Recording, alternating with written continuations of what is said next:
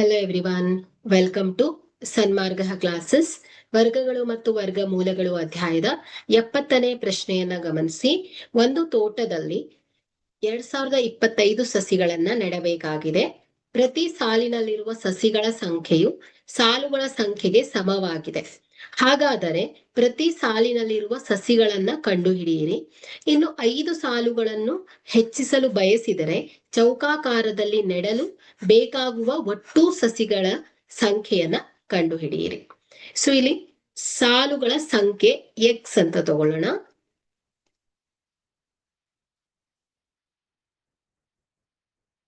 ಸಂಖ್ಯೆ ಎಕ್ಸ್ ಆಗಿರಲಿ. ಸೊ ಪ್ರತಿ ಸಾಲಿನಲ್ಲಿರುವ ಸಸಿಗಳ ಸಂಖ್ಯೆಯು ಪ್ರತಿ ಸಾಲಿನಲ್ಲಿರುವ ಸಸಿಗಳ ಸಂಖ್ಯೆ ಎಕ್ಸ್. ಸೊ ಒಟ್ಟು ಸಸಿಗಳ ಸಂಖ್ಯೆ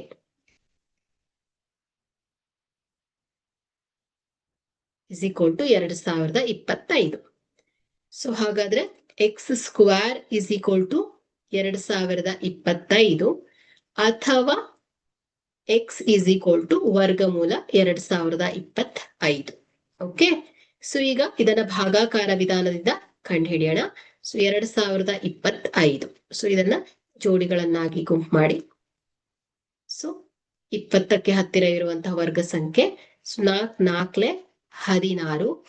ಸೊ 4 ಇರುತ್ತೆ. ಸೊ 25 ಕೆಳಗೆ ತಗೊಂಡಾಗ 425. ಸೊ ಇದನ್ನ ಡಬಲ್ ಮಾಡಿ 4 4 8. ಸೊ 85. 5 425. ಸೊ 0 ಅಲ್ವಾ.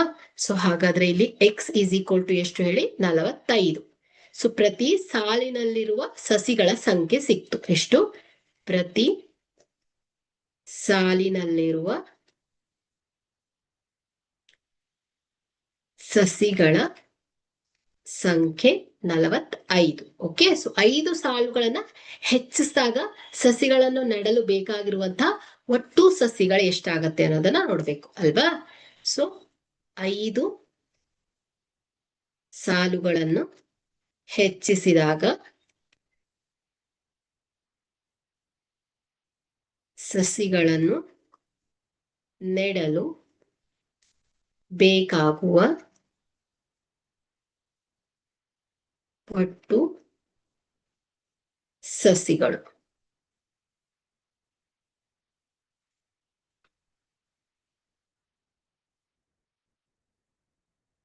ಎಷ್ಟಾಗತ್ತೆ? 45 ಪ್ಲಸ್ 5 ಸಾಲುಗಳನ್ನ ಹೆಚ್ಚಿಸಿದ್ದಾರೆ. ಓಕೆ, ಸೊ ಹಾಗಾದ್ರೆ ಇದೆಷ್ಟಾಗತ್ತೆ ಹೇಳಿ? 50⁻². ಸೊ ಇದೆಷ್ಟಾಗತ್ತೆ? 22,500 ಆಗತ್ತೆ. Okay, thank you.